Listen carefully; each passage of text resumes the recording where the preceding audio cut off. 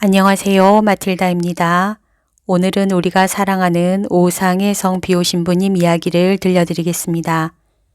신부님이 누구인지 궁금하신 분은 동영상 아래를 참고하세요. 그럼 지금부터 시작합니다. 비오 신부야말로 고해 성사를 주는 모든 사제 중에서도 뛰어나고 빛나는 모범이었다. 생의 마지막 날까지 고해소에 박혀있던 비오 신부는 자신을 사람들에게는 형제이고 제대에서는 희생양이며 고해소에서는 재판관이라고 표현했다. 비오 신부는 그리스도인에게 영적 생활의 재발견과 성숙을 가져다주고 죄악의 뿌리를 없애는 효과적인 치유를 거의 고해소에서 다 다루었다. 곧 제대와 고해소, 피의 봉헌과 죄 사함은 비오 신부 삶의 두 기둥이었다. 골고타의 순환 드라마에 세상의 죄를 없애시는 하느님의 어린 양과 똑같은 조건으로 제대의 갈바리아에 참여하고 용서의 성사로 참여자들에게 언제나 새로운 삶을 주었다. 그는 새로운 인간이었고 새로운 미사를 봉헌했으며 새로운 고해 성사를 주었다. 1919년 6월에 쓴 편지에서 비오 신부는 이렇게 고백했다.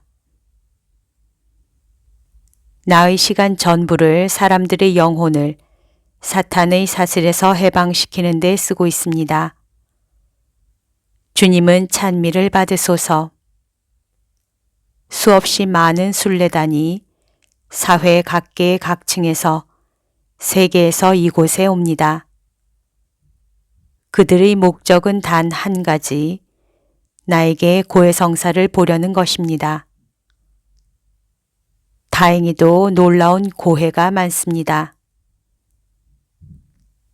지금은 자정을 넘은 1시입니다. 당신에게 급하게 한두 줄 쓰고 있습니다.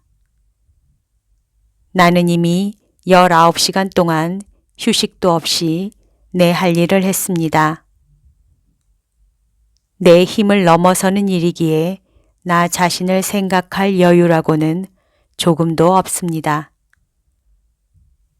내가 이성을 잃지 않는다면 그것은 기적일 것입니다. 비오 신부의 인내력은 그야말로 끝이 없었다. 그 많은 시간을 고해소에 앉아 몇백, 몇천 사람의 말을 주의 깊게 들었다. 아무도 비오 신부가 직책상 마지못해서 또는 습관적으로 고해 성사를 준다는 인상은 받지 못했다. 어느 날 비오 신부는 온종일 고해소에서 고해 성사를 주고 밖으로 나와 이렇게 말했다. 영혼들이여, 오 영혼들이여, 영혼이 얼마나 소중한 존재인지 알기라도 한다면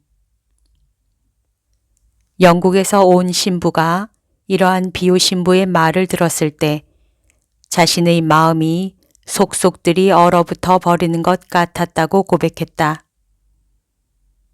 비오 신부는 오직 영혼들의 구원만을 생각하며 고해소에서 순교한 참으로 착한 목자다.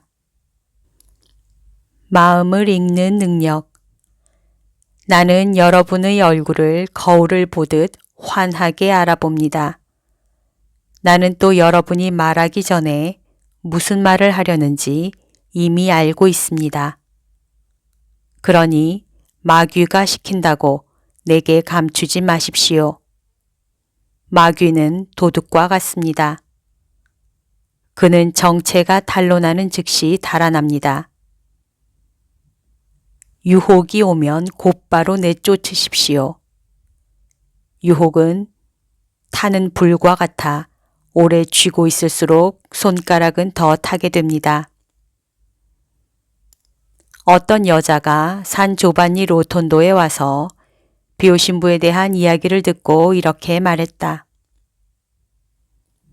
비오 신부가 모든 걸 다 아신다지만 그건 말도 안 돼요.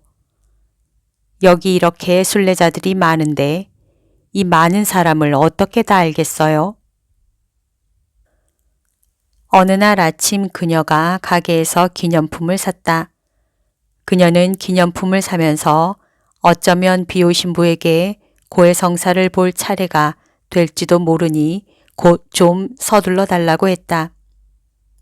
사실 그랬다. 그런데 고해 뒤에 비오 신부가 말했다. 당신 손가방에 들어있는 그 물건 말이오. 그건 당신이 훔친 것도 빼앗은 것도 아니고 그렇다고 또 당신 것도 아니군요. 그러고는 고해소 문을 닫았다. 그녀는 무슨 말인지 되묻고 싶었으나 이미 늦었다. 혹시 물건을 살 때 무슨 잘못이 있었나 싶어 다시 그 가게에 갔다. 이야기를 들은 주인은 다시 알아봤지만 아무 이상이 없는 듯 했다. 갑자기 주인이 그녀에게 거스름돈으로 받은 지폐를 가지고 있느냐고 물었다.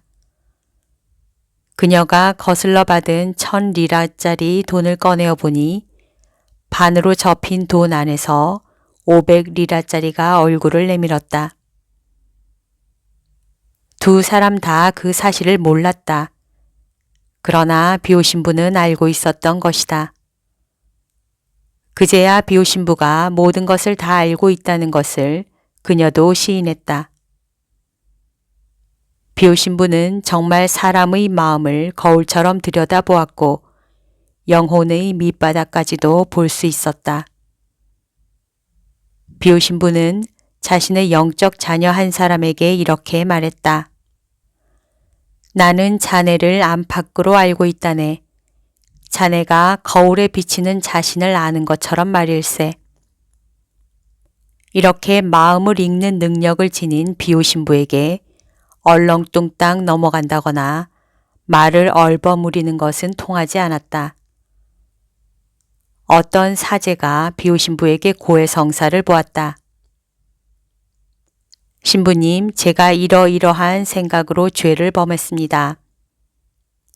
그러자 비오 신부가 그 사제의 말을 가로막았다. 그렇지 않았소. 그러고는 그 사제가 당시에 했던 생각을 상세히 설명했다. 그 사제는 비오 신부의 말이 어찌나 정확한지 어안이 벙벙했다. 비오 신부는 사람의 영혼을 훤히 들여다보고 있었다. 따라서 고해성사를 보려는 사람들은 처신하기가 결코 쉽지 않았다. 그는 고해 사실이 충분치 않으면 당사자의 체면을 깎아서라도 도와주려고 했고 올바르게 죄를 고해할 때는 힘을 보태주었다. 자기 아이를 연못에 빠뜨려 죽인 죄 많은 여인이 비오 신부에게 고해성사를 보러 왔다. 비오 신부는 그것만 빼고 다른 죄를 모두 상기시켜 주었다. 그러나 그 죄만은 그녀가 직접 고백하기를 바랐다. 하지만 그 여인은 끝내 입을 다물었다. 할 수 없이 신부가 입을 열었다. 저 연못을 보시오. 깜짝 놀란 그녀는 한참 동안 고민하다 드디어 그 사실을 고백했다. 그걸 말했어야지 라고 비오 신부는 기쁘게 말하고는 이제 사죄해 주어도 되겠군 이라고 했다. 나중에 그녀는 이렇게 말했다. 내 생애의 모든 것을 다 기록한다면 내 죄는 셀 수 없이 많습니다. 그분은 그 온갖 세세한 것까지 다 알고 계셨지만 이 대죄만은 내가 용기를 내어 직접 고백하도록 하셨습니다. 여기까지가 오늘 들려드릴 이야기입니다. 책 오상의 비오신부 이야기에 실려 있습니다. 오늘도 하느님의 뜻 안에서 서로 사랑하는 하루 보냅시다. 사랑합니다. 축복합니다.